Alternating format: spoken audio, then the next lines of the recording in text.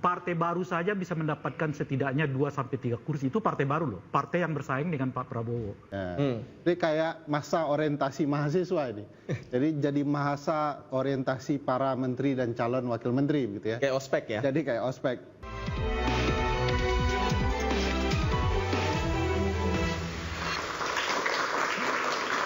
Kembali di interupsi, pemirsa silakan saling kritik tapi jangan baper. Nah tadi saya bertanya kepada Bang Eben yang sudah bergabung melalui sambungan Zoom. Bang Eben, kalau boleh tahu kasih bocoran ke kita semua Bang Eben. Tadi di ospek di Hambalang itu diapain aja Bang Eben? Pemateriannya pembekalan soal ke depan. Semoga di pemerintahan Pak Prabowo ini semua menteri dan wamen bisa menjadi tim yang solid, tidak ada lagi nanti visi menteri, visi wamen, semua ikut visi presiden. Pertama itu. Kedua, pesan presiden juga Pak Prabowo tegas sekali. Kalau nggak sepakat dengan gagasan saya, dari sekarang aja mendingan mundur gitu. Itu pesan yang luar biasa. Karena tadi banyak sekali hal-hal yang tidak publik ketahui selama ini bahwa Prabowo itu punya karakter yang selain keras dan tegas beliau ini, dia nggak punya karakter sebagai seorang yang hipokrit ya, munafik. Dibilang suka ya suka, enggak gitu. Artinya dia coba kita belajar berjujur lah bangsa ini. Apalagi tadi dia menjabarkan sesuatu yang menurut saya itu membuat kita semakin terkaget-kaget lah ya, karena ternyata ya ini yang bangsa ini butuhkan, pemimpin yang punya karakter, ketegasan dan sebagainya gitu.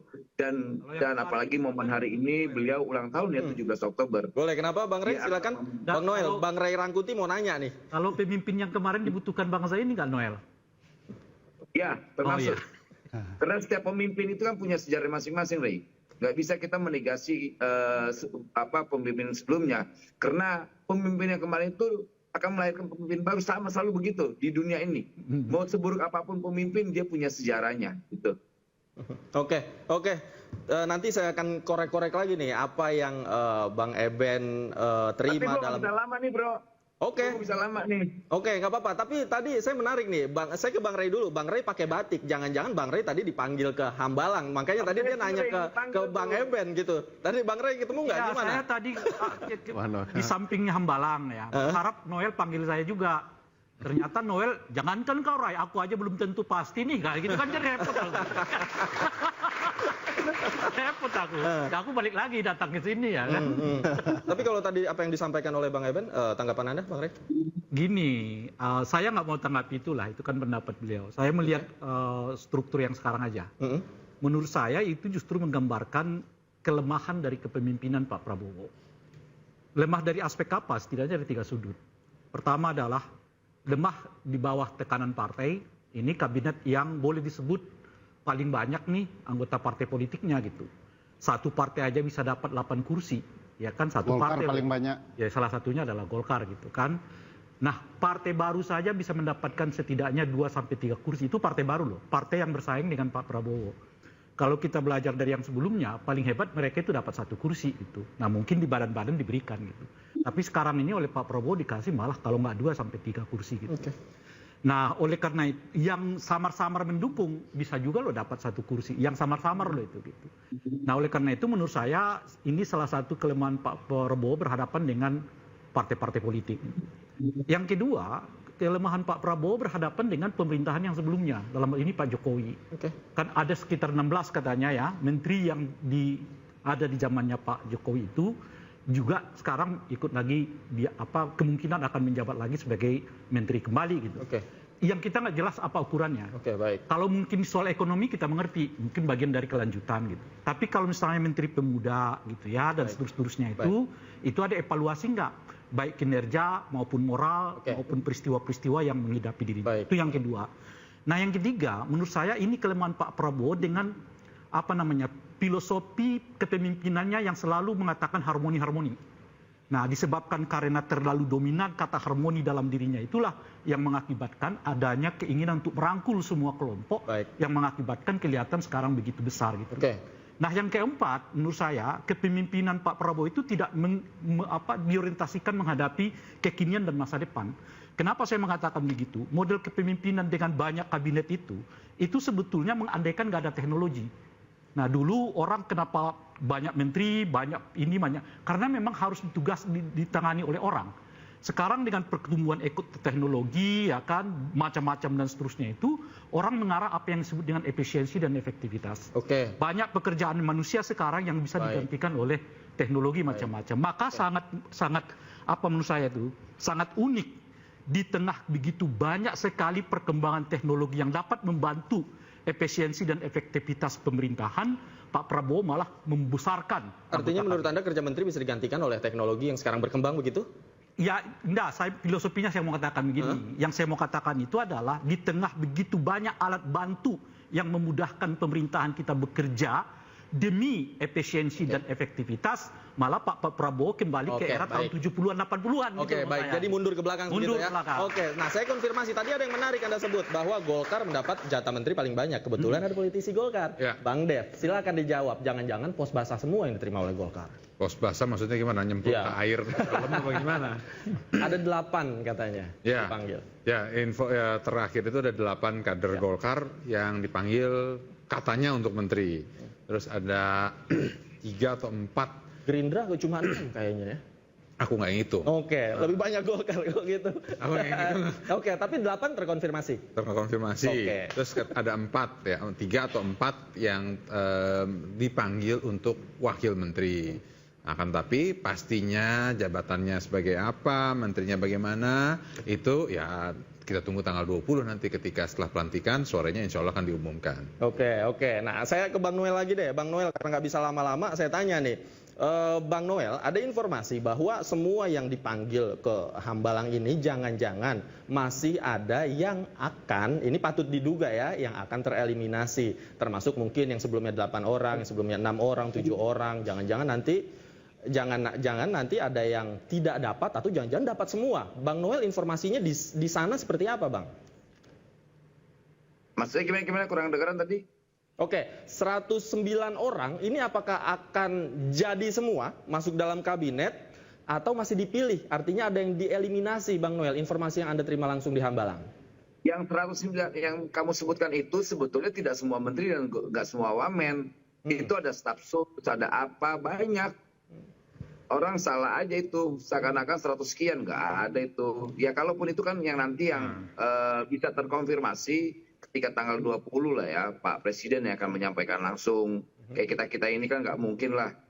Itu apalagi hal-hal yang kayak gimana, biarkan nanti Pak Presiden yang menyampaikan di publik lah. Oke, tapi semuanya akan dapat jabatan ya, baik itu di staf sus, kepala lembaga, dan lain sebagainya. Ya itu Pak Presiden yang langsung akan menyampaikan soal dapat atau tidaknya. Kita kan nggak punya hak menyampaikan kalau tidak diizinkan untuk menyampaikan ke publik gitu. Oke, tapi tadi Bang Ray katakan bahwa 109 ini adalah wujud kelemahan dari Pak Prabowo Subianto. Tanggapan Anda? Justru menurut saya apa yang disampaikan Ray itu adalah vitamin baru. Pemerintah ini harus dikritik, tidak boleh tidak ada kritik. Kalau itu sebuah kelemahan, ya nanti kita tunjukkan bahwa ternyata ini menjadi kekuatan gitu. Jangan juga apa yang si Ray kawan saya sampaikan menjadi alergi, nggak boleh. Dan saya senang harus ada model-model kayak Ray lagi. Biar demokrasi ini benar-benar terbangun dan kekuasaan ini nggak boleh terlalu terlena. Oke, kemudian tadi juga Pak Prabowo kan kemarin kan berulang tahun. Tadi ada acara apa di dalam Hambalang, Bang? Nggak ada, ya biasa, pembekalan dan sebagainya. Tidak ada seremonial apapun, nggak ada, pembekalan normal aja sama kayak kemarin tanggal 16. Pembekalan, semua punya komitmen, kerja untuk rakyat, jangan kerja buat individu-individu, kayak gitulah. Jadi ya ada atmosfer semangat lah, ada energi yang luar biasa yang disampaikan Presiden yang terpilih. Oke. Prabowo Subianto. Oke, katanya kan Bang Noel buru-buru. Oke, sebelum saya izinkan pamit, Bang Noel, saya ingin konfirmasi dulu nih. Jangan-jangan Bang Noel dapat bocoran. Kapan kira-kira Pak Prabowo ketemu dengan Ibu Megawati Soekarno Putri? Tahu nggak informasinya? Wah, kalau itu saya tidak tahu itu. Saya nggak ngurusin pertemuan soalnya. Tapi jadi kan sebelum pelantikan? Kalau soal janji saya nggak berani ngejawab. Orang saya pertama bukan Bu Mega, nanti malah saya salah informasi. Thank you ya. Oke, informasi yang kita terima kan Pak Prabowo mau naikin nasi Terima goreng. kasih ya. Oke, Bang Noel. Ya. Terima kasih banyak. Silakan kembali dilanjutkan aktivitasnya. Terima kasih sudah bergabung bersama kami di Interupsi. Nah, saya kembali ke Bang Ferry. Bang Ferry, menurut Anda pembekalan di Hambalang efektif nggak untuk 109 orang yang akan jadi kabinet ini? Ya, berdasarkan Undang-Undang Dasar pasal 17 bahwa Presiden itu dibantu oleh menteri-menteri, diangkat, diberhentikan oleh Presiden, dan masing-masing menteri itu bertugas berdasarkan urusan pemerintah tertentu. Artinya orang yang akan dipilih itu sudah pakar, sudah ahli. Mau dibekali seperti apa lagi ini? Jadi kayak masa orientasi mahasiswa ini. Jadi masa orientasi para menteri dan calon wakil menteri gitu ya. Kayak ospek ya? Jadi kayak ospek. Nah, menurut saya kalaulah kemudian presiden terpilih meyakini kapasitas para calon, mestinya sudah diarahkan dan diskusi soal apa yang akan dilakukan ke depan. Tidak lagi seolah-olah orang ini belum punya kemampuan, tidak paham dan sadar bahwa visi misi ya visi misi presiden, tidak ada visi misi para menteri. Nah, pernyataan-pernyataan seperti itu seolah-olah presiden memaknai ini 109 orang belum paham bahwa visi misi itu yang punya saya. Anda hanya pembantu yang akan mengerjakan urusan pemerintah yang berdasarkan visi misi dia sesuai dengan undang-undang rancangan pembangunan nasional gitu ya.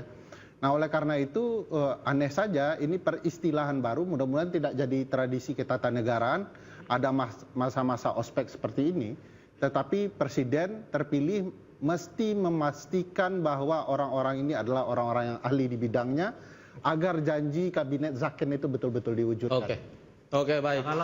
Kalau ini kan, ya silakan.